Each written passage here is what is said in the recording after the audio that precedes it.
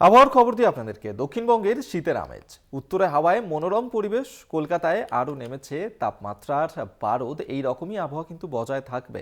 আলিপুর আবহাওয়া দপ্তর যেমনটা জানাচ্ছে যে দক্ষিণবঙ্গে যেভাবে শীতের আমেজ পড়েছে এবং তার সঙ্গে সঙ্গে উত্তরে হাওয়ার কারণে মনোরম পরিবেশ রয়েছে এই মুহূর্তে দক্ষিণবঙ্গে। শহর কলকাতা দিয়ে সেখানেও কিন্তু তাপমাত্রার পারদ অনেকটাই নামবে। কলকাতার সর্বনিম্ন তাপমাত্রা 18.5 ডিগ্রি সেলসিয়াস।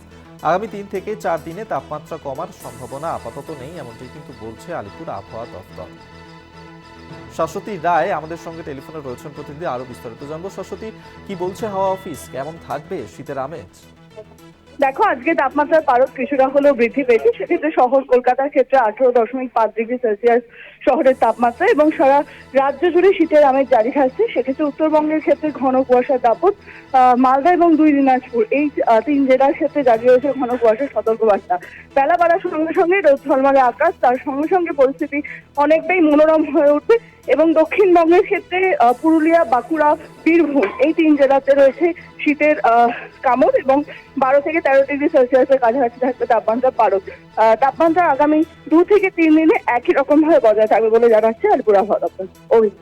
ধন্যবাদ শাশ্বতী তোমায়। শাশ্বতী রায় টেলিফোনে ছিলেন প্রতিনিধি। আপনাদেরকে জানিয়ে রাখি, যেমনটা শাশ্বতী জানাচ্ছিল যে দক্ষিণবঙ্গে শীতের আমেজ, উত্তরে হাওয়ার কারণে মনোরম পরিবেশই আপাতত বজায় থাকবে।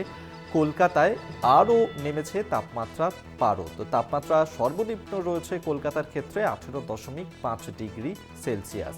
আগামী 3 থেকে 4 দিন তাপমাত্রা এভাবেই থাকবে এবং সেক্ষেত্রে আর নিচে নামার সম্ভাবনা নেই।